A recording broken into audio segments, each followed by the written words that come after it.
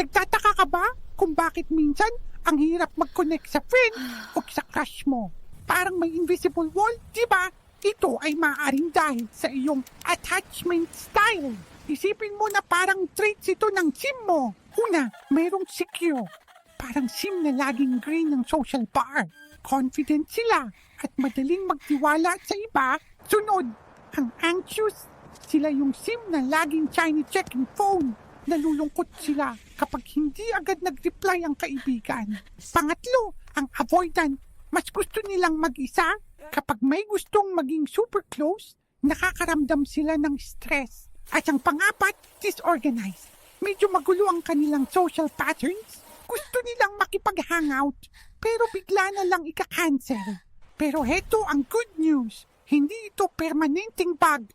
Ang pag-alam sa iyong style ay parang pag-unlock ng bagong skill. Maliit na hakbang lang ang kailangan.